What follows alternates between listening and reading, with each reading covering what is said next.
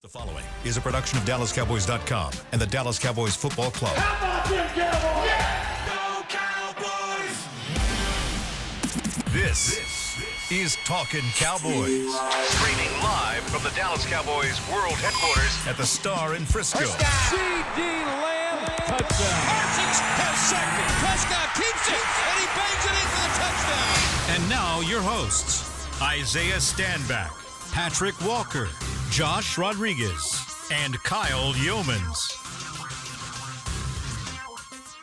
It is an owners meeting edition of Talking Cowboys presented by Black Rifle Coffee Company, live from the Star in Frisco, Texas, and the SWBC studios. Welcome in, everybody, as we've got the whole cast and crew ready for you to rock today with Patrik Walker, Josh Rodriguez, Isaiah Stanback, Chris Beam in the back. And as soon as we get on the show, breaking news. Dylan. The Dallas Cowboys have made a trade, gentlemen. Whoa. Dak Prescott is on his way to Cleveland. And you got a first-round pick. You got another first-round. No, I'm just kidding. It's April Fool's Day. Yeah, happy April Fool's, everybody. Stop. I had to pick something that was so outlandish that nobody would ever believe that it could possibly happen. Outlandish? What do you mean? Like Dak Prescott going to the Cleveland Browns. That would never in a million years happen. So I had to pick something so crazy that I wouldn't get in trouble on this platform. So crazy, it just might work, Kyle. It would not work. It wouldn't work. Such a nonsensory. Yeah. New word, go with it. I'm just start making up words for the chicanery, shenanigans, and tomfoolery that I'm starting to see. Oh, all right. All sorts of stuff. All the things. Just all the things. A life. Find it. Shouts to the YouTube comments, too, by the way. We got the live stream. We got the live chat. So we got the live comments rolling in. Hi, Randy YouTube. says, "What's up, gentlemen? What's up, Randy? What up, Randy? Welcome to the show. Yeah, welcome in, everybody. It's freaking time. Good to have buddy. Isaiah back. He was on Good Morning Football all last doing weekend. Legendary stuff. I have to ask. Good times. I have to ask. Good times. You were suplexed by Seth freaking Rollins. Freaking Rollins. Freaking Rollins. Are you still sore from that moment that went viral on the internet? You know, I had a little crick in my neck. I'm not gonna lie, a little crick, but I went with the flow. We did not certainly practice that. did. We did not practice at all. Okay, so how did it happen? We met in the green room that morning, obviously, and I knew something was going down when they slid a waiver form in front of me. They were like, Isaiah, we need you to sign this waiver. I was like, that's crazy because I'm already under contract. Yeah, so why do I need to sign this for? Signed a waiver.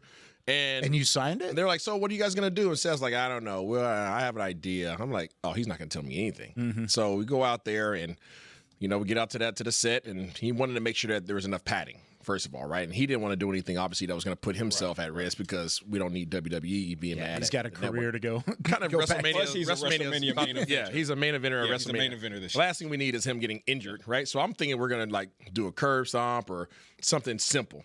Right. Yeah, that's simple. Yeah. Yeah, well, I mean, that's his move. That's his special. Yeah.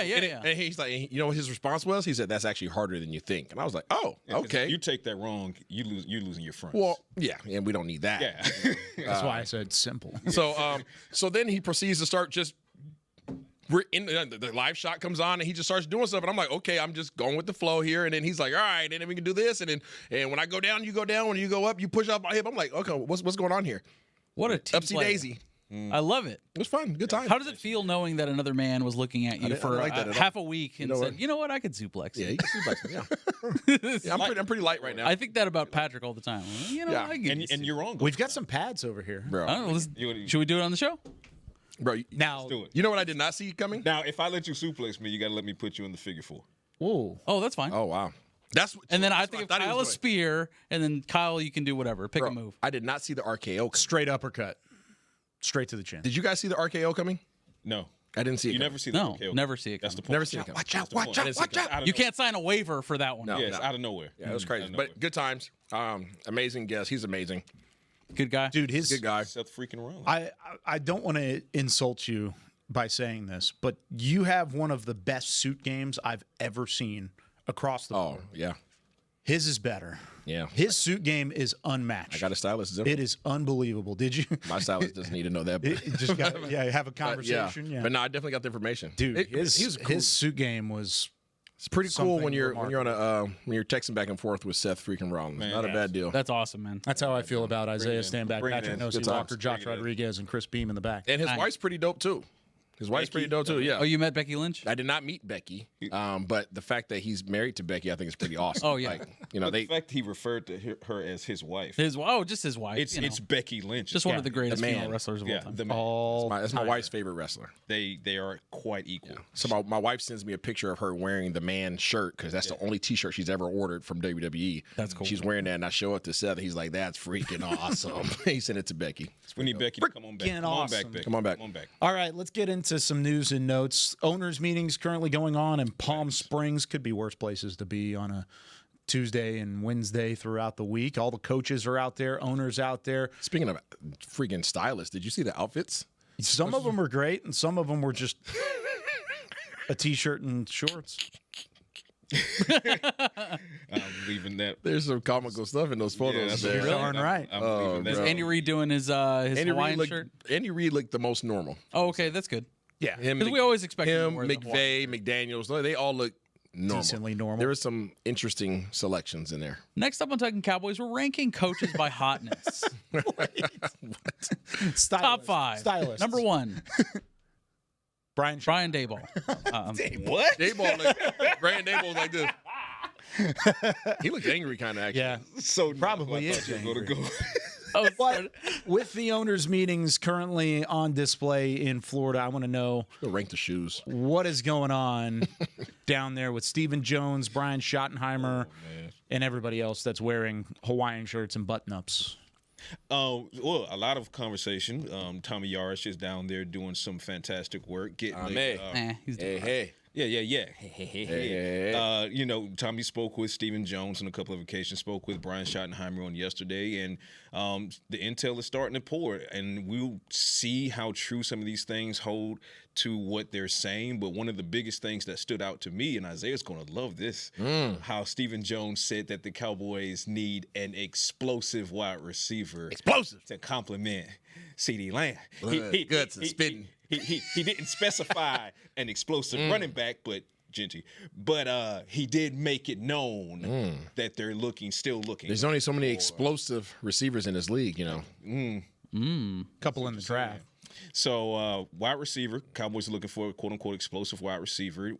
Obviously, that looks like that's going to be more of a draft thing than a free agency thing at this point, especially with them having already made a couple trades. He didn't rule out a trade, though. He did not rule out a trade Yeah. for neither wide receiver. We talked about this last week. He didn't rule out a possible trade for a backup quarterback, right? So, hey, you coming out of retirement? Is that why you raising your hand? Just have a question real I quick. thought you were raising your hand before you move on to your next backup point. quarterback. Like, I just want to remind the people, how much cap space do we have currently? let me check. Is it 55-ish? Am I around Hold there? that thought. I'm checking. Sorry, it's a random question. I don't know I think off this the is. I top. think this might add to your point that you're. Well, the thing about the Cowboys is that they still have, because they recently pulled the trigger on the restructures on both CeeDee Lamb and Dak Prescott. So as we speak, total cap space per overthecap.com is just under $35 million. 35 million. Yeah. Okay. We And need you how need much about for the? 15 for your draft. Okay. Yeah. All right. So I was So- mistaken. So you got about 20 million To play with. at this very moment. And still have some triggers that they could pull that they haven't pulled yet. The biggest one being Micah Parsons' deal. If you get Micah Parsons' deal done, then you're That could over open up a $15 lot. plus million in cap savings this year So you're saying that we could be possibly at 50 easily million, or more. If you pull the trigger on Micah. which would need. which would be more like 35 Yeah. because you got to have 15 Still got for your money. draft class. So you can get somebody and pay them up to 30-ish. You got to fill the roster too. Remember that too. Because yes, you can go and grab whoever for 30 million and say, yeah, well, let's do that. But you still got to field the rest of your roster. same. You got a lot of those guys. What if we get $31 million guys? You know what I'm saying? Million. Yeah. 31 Yes, million. $31 million guy.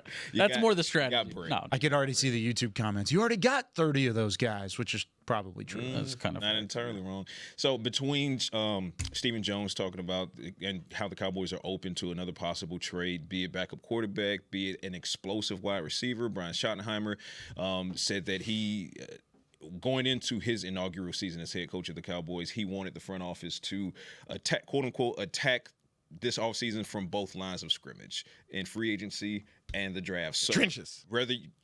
So whether you agree with what the particular moves were or not that were made, the fact is they did have a lot of activity, and you can kind of credit the fact that they had a lot of activity largely because Brian Schottenheimer wanted to see some of that done, and so guys like Will McClay as well. So that's kind of where we are right now. We'll see with the NFL draft speeding along. We're now April 1st, so we're just over 3 weeks away from the first big day, day one. Do it. And we'll do it. What's the it? What do you want done at 12? What do you want?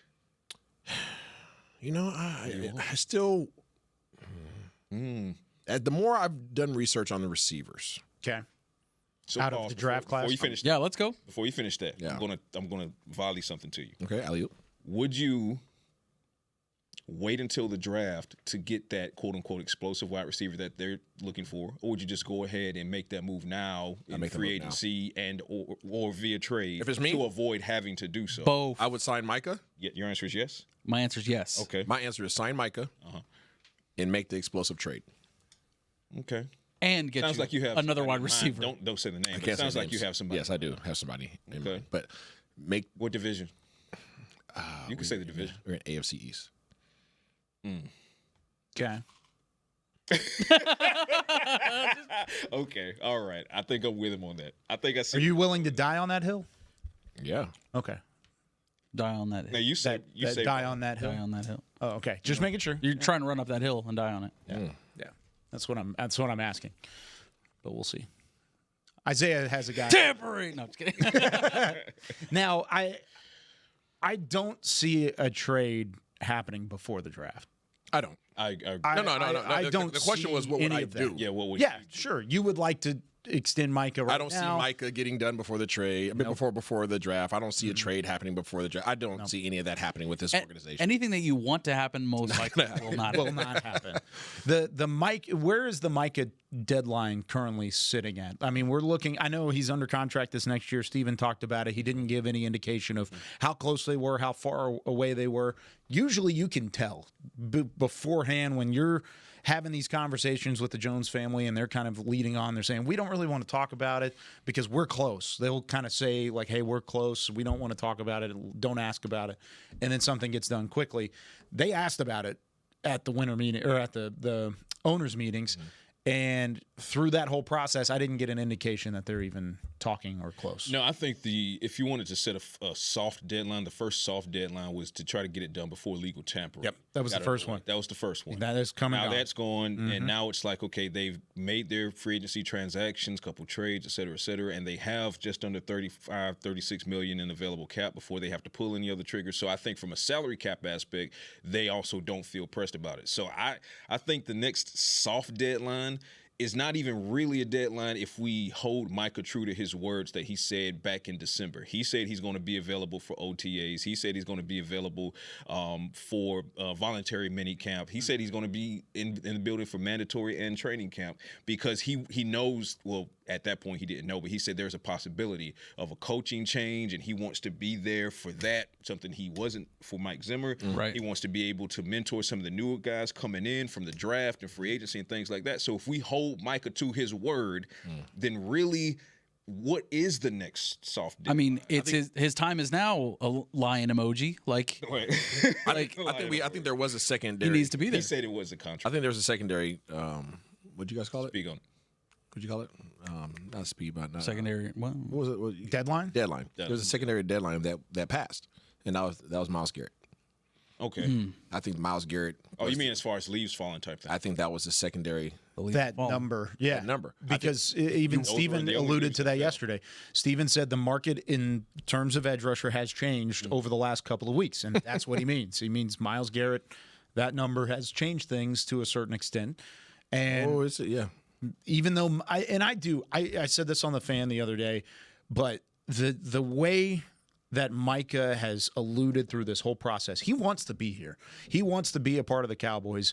But at the same time, when you have an edge rusher that's going to reset the market, it doesn't just become about you as a player. Yes, you can go in and storm in and do what Zach Martin did and do the contract negotiations on your own, but Zach Martin wasn't always resetting the market up until the last contract of his career. Micah Parsons has a chance to reset the market, and his agents have a huge hand in that. They have a huge hand in all of that. I think there's a couple of pawns that were in place. Obviously, we just talked about Myles Garrett, his deal, changing the landscape of this deal. Of course. I don't care It does, what the 100%. number was. That number has changed. It's up. Right? Yesterday's price is not today's price. And I think the other person that's in play that nobody's mentioning right now is Trey Hendrickson. That's what I mean. It's moved more than just Myles Garrett. Yeah, because Hendrickson, if I'm not mistaken, has more sacks than even Myles Garrett does over the past. He was their defensive MVP by a long shot. It's hovering overhead, ready to land. He was the only good thing about their defense. Yeah, and their defense. And he's not the sexy name for whatever reason, but in terms of production, that dude he's that guy. So sexy. yeah, I mean, so I'm just saying, like, Pretty sexy. when you think about the top edge rushers in the league, Hendrickson is literally like in the top 3. And he's not mentioned seemingly in the same aura as Myles Garrett, as a Micah Parsons. That's what I mean by sexy. It's like those are the sexy names, right? Yeah. Right. But in production-wise, you can't scoff at what he's done. Like, he's literally in that conversation with those guys, if not ahead of those guys in that conversation. So in certain categories, yes. Absolutely. So you start talking about the next mile marker that they need to hit. They need to get it done before Hendrickson gets his deal done. Yeah, I agree 100%. Otherwise, the price is going to get set again. Yeah. Today's price ain't yesterday. Because when you start looking at the difference in what the deal might have been for Micah to what the deal is most likely now going to be for Micah, if this deal gets done, say, today, which is not going to happen most likely, but was it looking at, what, $20 to $25 million difference most likely over the span of the deal? Sounds about right. Could be. The longer you go. Hey, It's going to Micah's not tripping. No. Micah's not tripping at all. Price of the bricks going up. Listen, yeah, he's under contract.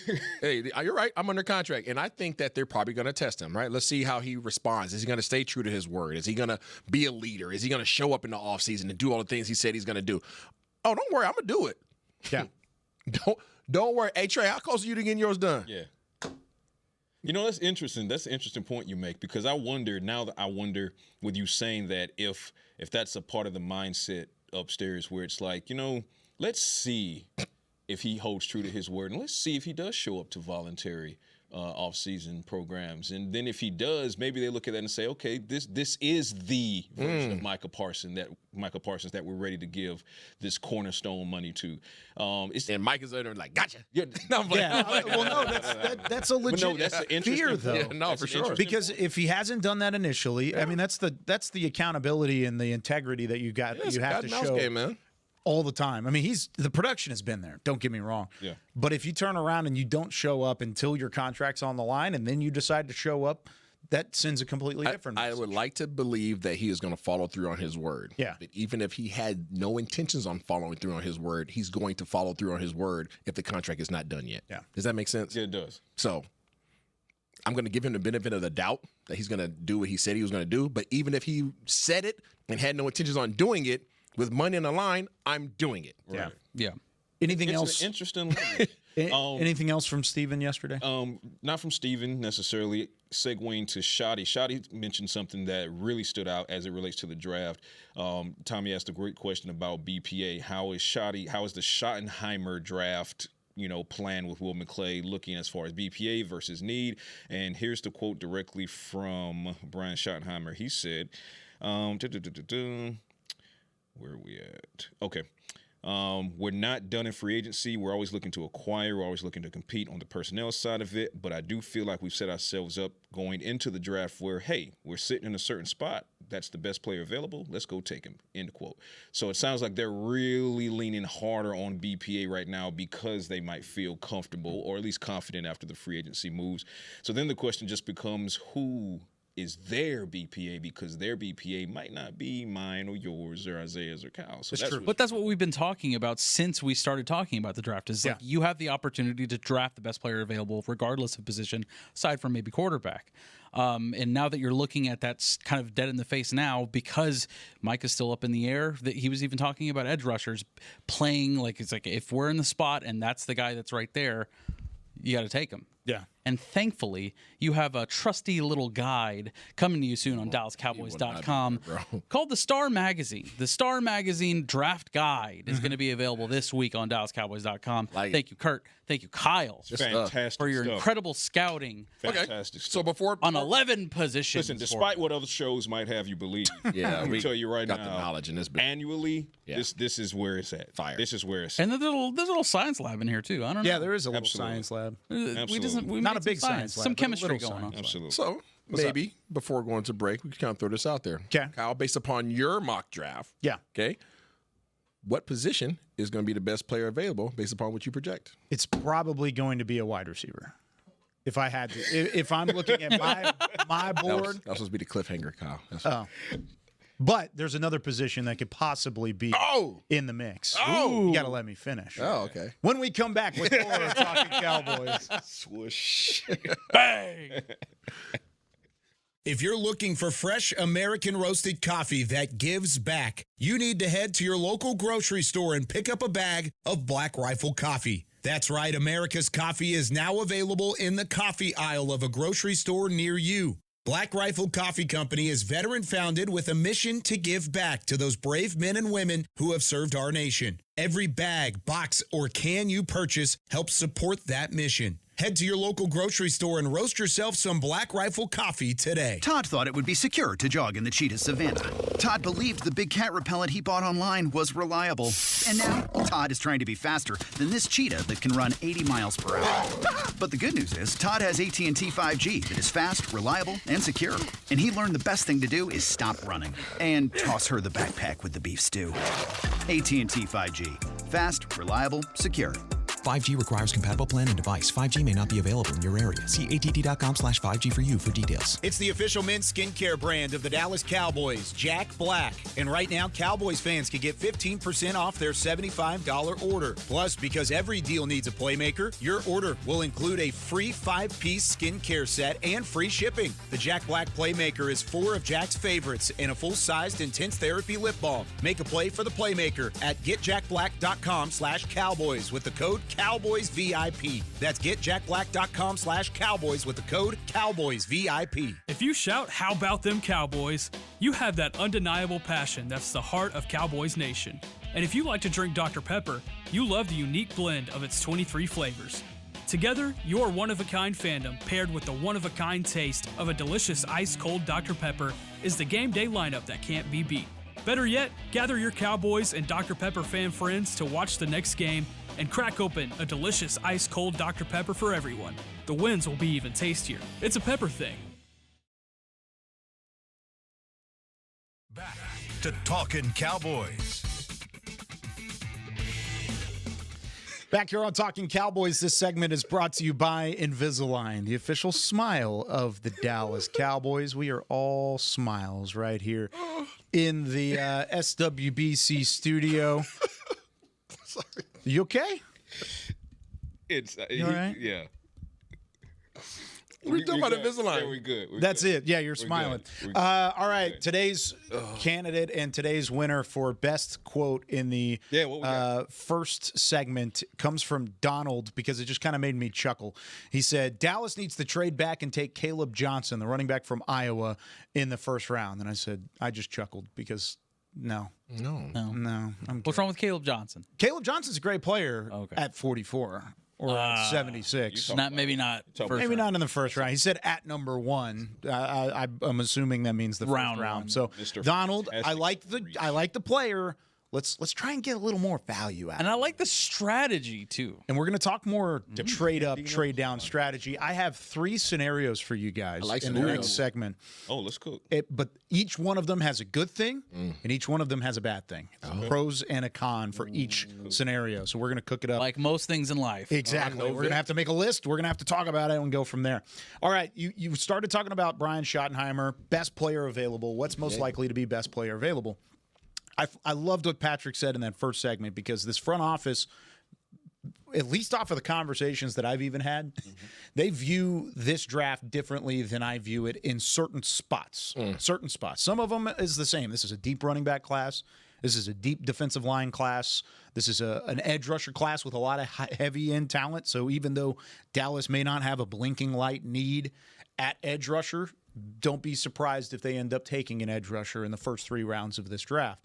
However, they also, I think, are looking internally at their cornerback spot, and I think they're looking at the cornerback spot a little bit heavier than we anticipated going into this draft because of the question marks around Diggs and the question marks around the health of Kalen Carson and Deron Bland and the depth there at corner.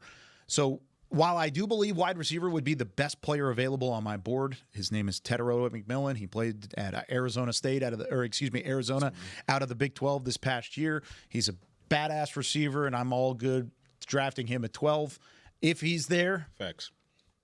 I don't know if that's the going rate right now across the room. I keep going back to Will Johnson from Michigan, cornerback on the outside, really good player. Probably a better trade down scenario in terms of value, but if you can't trade down, you might as well pick him there at 12. Another one is Jahdae Barron. I don't think they love him very much just because of the length, but they think he's a great player. I think he would fit the bill in the mid-teens, kind of the same thing. But don't count out corner as a possible best player available on their boards. I 100% going into agree it. with it. As much as this staff has invested into the O-line, is there a scenario where the Cowboys, because it doesn't seem like any of these top teams are looking at offensive line, at least not top 5, top 6 picks. It's kind of a weird draft. Yeah, it's weird. It's a very weird draft. It's like the most uncertain draft that we've had in a very long There are time. a lot of red flags with offensive linemen. It's either size or health. Okay. And teams don't know where to put them all. So you may have the pick of your offensive lineman outside of maybe 1 or 2 guys. Okay. I bet you Will Campbell's up there. So do you think that there's a scenario where the Cowboys stay at 12 and grab an interior offensive lineman? And that's one of the scenarios coming up here in a little bit. Would you do that? I'm going to say no. I would not do it. I'm going to say no. Unless, because it doesn't seem like there's somebody that you're like gung-ho about at the O-line position. However, you're hearing a lot, right? You've seen what they've done in terms of offensive line coaches, offensive coordinators, right? Sure. There's been a lot of investment into the O-line. And you follow up Schottenheimer's comments yesterday about the trenches, right? And really emphasizing how he wants to run the ball, like run. You're hearing this all the time. I get the sense that they really want to be dominant in the running game. And I know there's been a lot of attention spent on the running back position, right? And I've always been an advocate, as you guys well know, that if you have the guys up front, and most running backs in this league could tote the rock behind a solid offensive line. So I get the sense that they don't want to be in the project realm in terms of trying to fill Zach Martin's role. Yep. I think that they kind of want to have a guy that they feel really good about that's a mauler in there, that their coaching staff that they brought in here that are all specialists at offensive line development can then make sure is productive. That's I wouldn't make that move, but I could see them. I wouldn't be surprised if they picked O-line at 12 because of the coaching staff that they have in place and because what they continue to preach. Well, that's the thing. You're talking about a team called the Dallas Cowboys who obviously have a lot of value in that offensive lineman position across the board. It's not something I would do, you would do, maybe any of us would do at number 12, but you have to understand the bias that they have on that position. Well, and the success and the track record that they've had in the past. Of course. Because if I'm looking at the offensive line scenario, and I'm with you guys, I don't think I would do it based on who's there, because I think there's going to be a bona fide playmaker, and Brian Schottenheimer talked about it yesterday. Yep. He wants a bona fide playmaker at 12. There's going to be a guy like that, either a running back or a wide receiver or an edge rusher or a linebacker or a corner, whoever it may be, whatever. But if the one intriguing side of this whole scenario at offensive line is if you do take a Kelvin Banks Jr. from Texas, or you do take a Will Campbell from LSU, 4 of your 5 offensive linemen aren't only just stud offensive linemen that you can really count on starting. And I'm talking about Beebe, Smith, Guyton. Yes, I'm going to throw Tyler Guyton into the mix because I think he'll end up being fine. And then whoever your next first-round draft pick would be. 4 of your 5 guys, and I'm not throwing Terrence Steele in this conversation, but they're also young, right? And the only reason I'm not putting Terrence Steele in that conversation is because he's a little bit further along and he's been in this organization since 2020. Second contract. 4 of your 5 offensive linemen are either first-round picks or quality players, and they're under the age of 25 years old. That's an intriguing thought process whenever the board falls for whatever it ends up being for a brand new coach that needs to win over the next couple of years. And that also improves your depth behind them, too. Absolutely. Fair. So let me TJ Bass, Brock Hoffman. Exactly. These other Those guys. are guys that you can rely on as in backup roles. Robert Jones, who you added this season. Yeah, same thing. All great points. My answer is still hell no. It's hell no. Mine is too. Let me qualify. It is no. Let me say it in English and Spanish. No. You make an excellent point. This is kind of a quirky draft in how, at least allowed, how teams are looking at interior offensive linemen. That being said, if that holds firm, then likely those guys are going to start to fall, going to start to drop. Yeah. So then why not waste, 12. Wrong word. Why use 12 in that position when you could probably have it at 44, right? And so at 44, I'm much more comfortable with that. At 12, is that a probability that at 44 you're going to have some quality guys who can step in and start? No. That's my stepping in and starting. No, but it's not a great offentive. It's not a great class. Interior offensive lineman class. No, that to my point. There might. So be that's what I'm saying. Like you can't there. if you go past 12, right? If you trade back, right? So let's look at this. Okay. If you take a receiver at 12, what about it? Right? Your next pick's at 44, correct? At 44, you're not getting a starting offensive lineman based upon Kyle's scouting report, right? However, if you trade back from 12. Right to the bottom of the first, maybe you still have a shot to get one of those guys that can come in and start at the offensive line position. Feel pretty good about that. You feel pretty good about that. This is where I was about to go with it. So maybe not 44. Okay. What was my question to you? You said 35. What about 35? I think there will be some offensive linemen at the top of the second round, but they're going to go quick. That's fine. Then you finagle to get at the top of round 2 if you're targeting an offense. So you're okay giving them draft capital to move up and go get a lineman that was left over? Let's say Genty's gone. So now let's really get funky. He's gone, but bro. Let's say he's gone. Cool. You know that. If he is, let's confirm. You know that, bro. If he's gone, and let's say Tet's going for the sake of getting funky. Okay. At 12. At 12. Okay. Both of those guys are going. Then all bets are off, right? buddy. So you bail. Okay, so you trade down, you get more capital in this year's draft.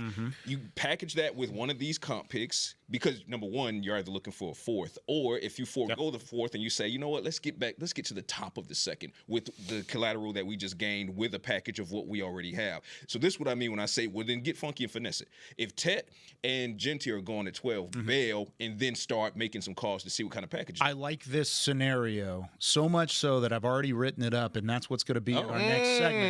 Let's take a break. Let's get real funky with it. Let's finagle this thing, get funky. It's a trade up, trade down scenario. We're picking which one fits better for this Cowboys team when we come back with more Talking Cowboys. It's so almond-y. Todd thought it would be secure to jog in the cheetah savanna. Todd believed the big cat repellent he bought online was reliable. And now, Todd is trying to be faster than this cheetah that can run 80 miles per hour. But the good news is, Todd has AT&T 5G that is fast, reliable, and secure. And he learned the best thing to do is stop running and toss her the backpack with the beef stew. AT&T 5G. Fast, reliable, secure. 5G requires compatible plan and device. 5G may not be available in your area. See att.com/5G for you for details. They say champions are remembered, but legends are never forgotten. United Ag and Turf offers a winning lineup of John Deere equipment built to tackle any challenge on and off the field. Legendary John Deere tractors, combines, residential mowers, commercial mowers, compact construction equipment, Gator utility vehicles, and a full line of golf and sports turf equipment. United Ag and Turf, the official Ag and Turf equipment supplier of the Dallas Cowboys. Visit UnitedAgAndTurf.com to find a location near you. Hey y'all, Matt Pittman of Meat Church here. With football season kicking off, I'm already gearing up to bring the smoker back to AT&T Stadium for some epic tailgates. But with that Texas heat, it's crucial to keep my beer hand cramping cold. That's where Yeti's insulated Colster can cooler comes in clutch. This year, you can even get them with the iconic star engraved on the side. Licensed Yeti Cowboys gear is now available at Stadium Pro Shops, concessions, and on Yeti.com. Check it out today. Yeti, official cooler and drinkware of the Dallas Cowboys. And we're going to overtime. Erica, how much have I spent on concessions? for questions about their money, Dallas Cowboys fans can turn to Erica, the virtual financial assistant in the Bank of America mobile banking app. Learn more at bankofamerica.com/Erica by your side. Bank of America, official bank of the Dallas Cowboys. Erica responses may vary. Digital tools featured require downloading the mobile banking app and may only be available on select mobile devices. Erica is a mobile feature only available in the English language. Your chat may be recorded and monitored for quality assurance. Message and data rates and additional terms may apply. Bank of America, N.A., member FDIC. Back to Talkin' Cowboys.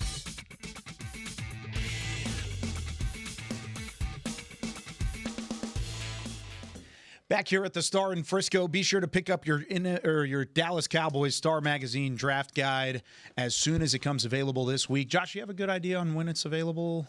Is it coming up next soon? Days? Soon. All right, there you go. But it's real pretty. Soon. We're working hard, Kyle. Good look. It looks incredible.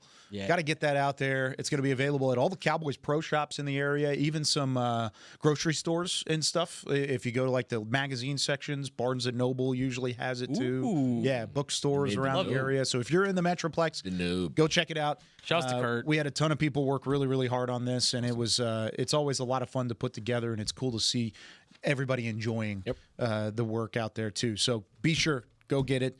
Get up to date for the draft guide and have some fun. All right, let's have some fun here. Let's do it. Let's get funky. You said get funky and finesse, right? Funky and finesse. All right, I've got 3 scenarios for you.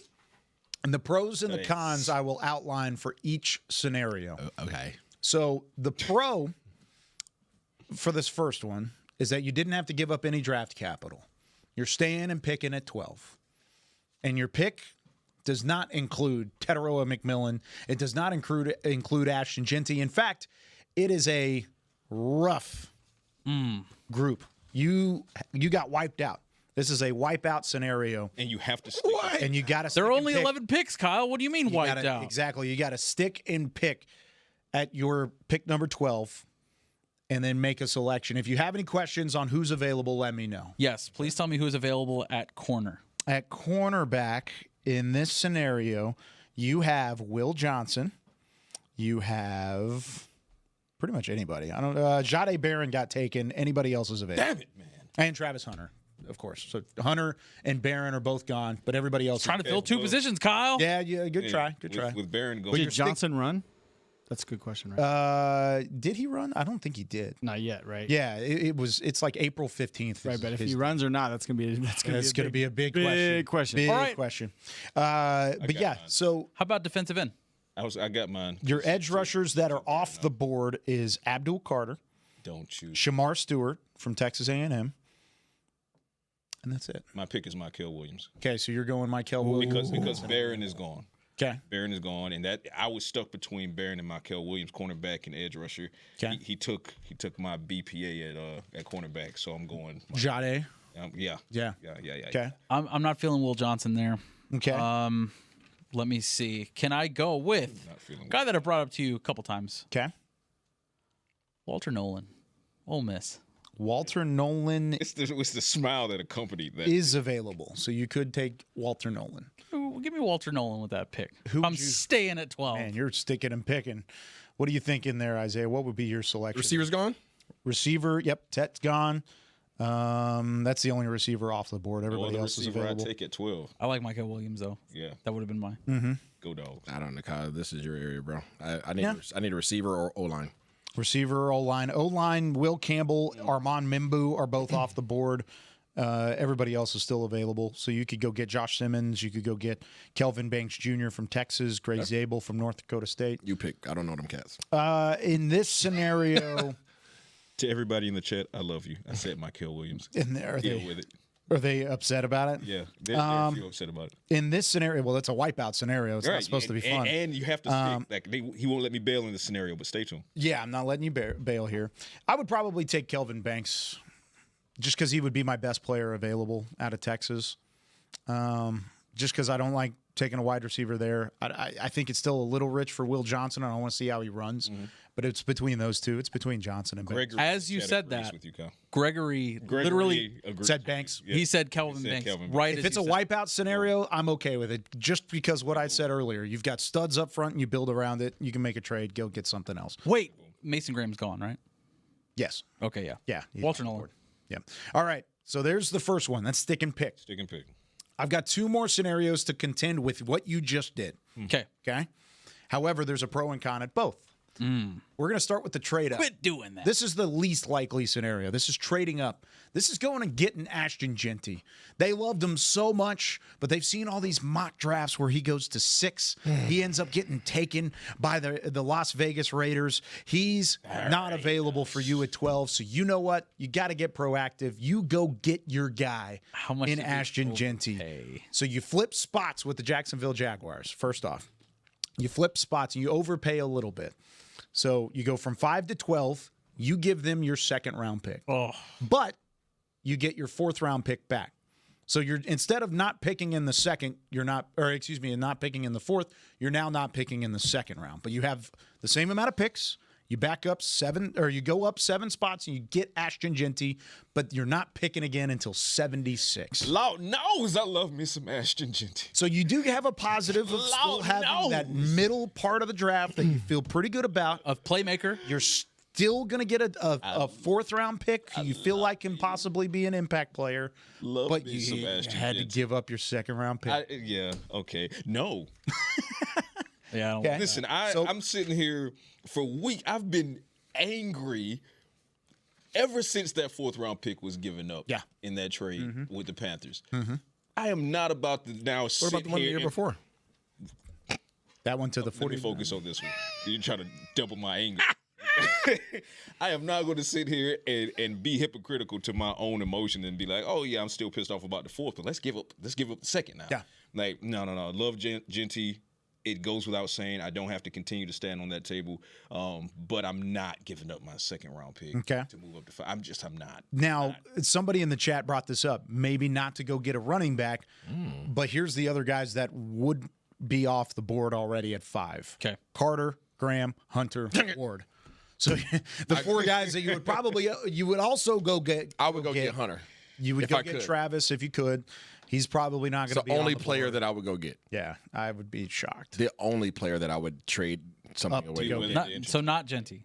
No. You wouldn't go for Genty. I don't think I'm in that camp. Not a running back. If he's there at 12, I'm still in the camp of take him and let's ride. Not a running I just don't think that's going to happen. If he's there at 10, I'm having the conversation. Even though last week I had the pleasure. If he's there at 10, that means you missed your shot because he's going at 10. Bro, I had the pleasure of interviewing Mr. Barry Sanders last week. Wow. Congrats. How awesome is that? He had quite a week, bro. Barry Sanders. And I asked him specifically about Ashton Genty and what he thought about him. And he loves him. But I'm not trading up to go get a running back. I'm sorry. It's fair. No disrespect to the position. It's just there are a lot of very capable guys. Maybe you'll like this scenario a little bit better. So that's the trade-up scenario. We're going to keep that in mind whenever we compare it to our stick and pick scenario. And we're all in agreement. We don't like it. Probably pick so. it and lick it. Gon' get it now. This is your trade down scenario. Okay, I like it. Here's the thing, and let me preface it by this, and we've talked about this a little bit on the draft show. Just because you want to trade down is great. Got it. Cool. Everybody thinks and says trading down is a positive thing, right? Everybody thumbs up for trading down, picking up draft picks. Not every team wants to trade up. You got to find a dance partner. You got to find somebody that's willing to trade up with you. Less likely this year, seemingly. Very less likely. There's no quarterbacks to go and get. Maybe Shadur falls out of that top 5, and then somebody's trying to panic and get up there because they feel like he's the guy. The other one would be Jackson Dart, I think. If a team falls in love with Jackson Dart and they feel like he's not going to last through the teens, maybe they go up and try and get the Cowboys at 12. Plain and simple, you got to find a dance partner. So a lot of times in this draft specifically, because it's less likely, teams are going to underpay for you to trade up. And that's what happens in this scenario. So the pro is you get some extra capital. The con is you get it on discount. You give up that 12th pick on a little bit of a discount. You go from 12 to 20. You trade with the Broncos. The Denver Broncos of Mile High City. That's probably what they've got to be in order to make this pick possible. This is with Sean Payton. So you'd hope that you'd get a higher pick, but that is your partner. But that is your partner. Yep, that's what we got here. So you go back to 20, you pick up a 3rd, and you pick up a 4th. So you pick up 85, which is a late 3rd, and you pick up 122, which is a late 4th. But you've got 2 more picks in that scenario, 12 picks overall. You keep your 1st round pick, and you move back 12. It's a vast underpay, though. to get up there. That's what I don't like. About 150 points of an underpay to get up there and to get to that point. No, thank you. So some of the guys that are off the board by then. I like getting a third and I like getting a fourth, but late round picks. Yeah. No, thank you. A couple guys that are off the board. I mean, Michael Williams is off the board. Nolan's off the board. Stewart's off the board. I mean, pretty much anybody that you guys. Banks is off the board. All these guys that you like are gonzo. But you lost. Goodbye. So we got about $200. I got about $200. Yeah. Make it okay. enough. So now that you've had all three scenarios put on the table and on the board, which one do you like the best? Do you like stick and pick, trade up, or trade back? Stick it, pick it, of these particular three, stick and pick. Well, these are likely. I'm trying to make it realistic because we're trying to. You're not going to trade back from 12 to 20 and pick up a second round this pick. draft. I'm not here for that. From what I understand, because I'm not the draft expert, you are. It doesn't seem like you're in a very confident position to move back and get guys that are going to come in and be impact players. It just doesn't seem like that deep of a draft. So with that in mind, get a impact player at 12. Get somebody who can come onto your roster now. And have an impact. Don't get a project. Don't get somebody that you can work with and kind of mold them to who you want to be. Get a guy as either a receiver that can come in here and right off the back beat any doggone corner off the line of scrimmage, because there's some really good corners in this league, and go out there and catch balls and move the marker and free up some space for CeeDee Lamb. Or get an offensive lineman that's a freaking hoss that can come in here and just move mountains off the line of scrimmage, because that's what you really want to do. That's the identity that you want to establish. Yeah. That's what I'm looking at. There's nothing else that will make me go, woohoo! There's literally no other position. Question for you, though. At 20, is Omarion Hampton available? Yes. He is available. I would do that. There's a trade back there. I think this is a scenario where the only way I do this with this underpay is if I'm running two phones like Kevin Gates, right? So I got Sean Payton and the Broncos on one line, and I got another team on the other line, and I say, hey, if I do this deal and get these picks, what kind of deal can I work out with you to kind of balance it all out and maybe move up early? Go back like into the something like that. Yeah. And then I'll do full NBA type stuff. It's a 3-team deal type thing. Like, okay, if they say no, then sorry, Sean, it's a no. If they say yes, then okay, Sean, we can make this happen type thing. Okay.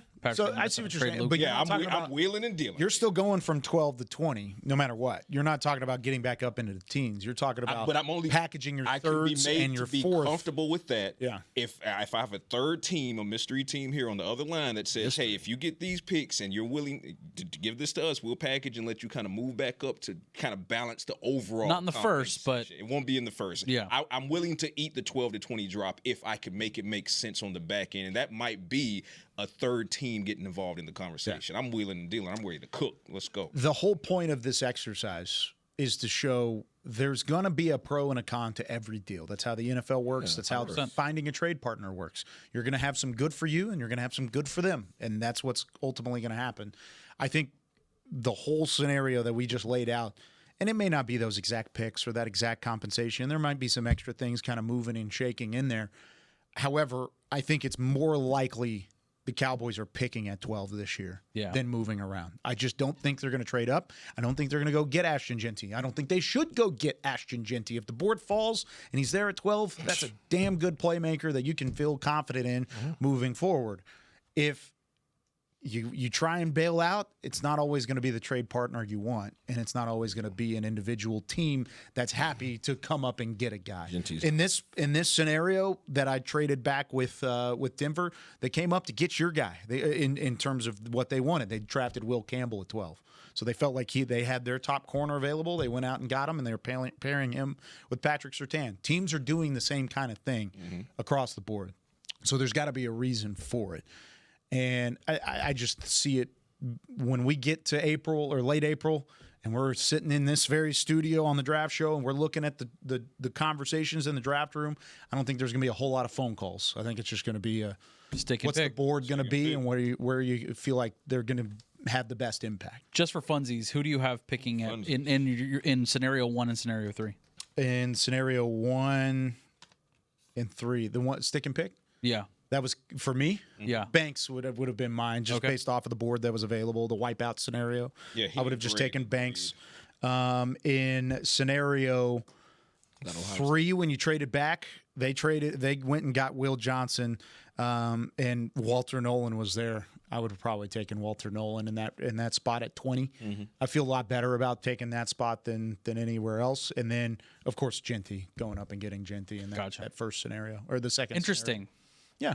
So just a little thought process, thought-provoking. If you have any questions or have some thought process back and forth on what you would do in those scenarios, send it to us either on the YouTube chat or tweet at us. Talking Cowboys would be fun to kind of get that opportunity. What was that? I said Turpin just got a little bit more valuable. Why is that? NFL approves modified kickoff rule, bringing dead ball spot after a touchback to the 35-yard line. That is kind of interesting. We'll talk about it next week here on Talking Cowboys. For Patrik Walker, Josh Rodriguez, Isaiah Stanback, Chris Beam in the back, I'm Kyle Youmans saying so long. We'll see you next time. This has been a production of DallasCowboys.com and the Dallas Cowboys Football Club. How about this,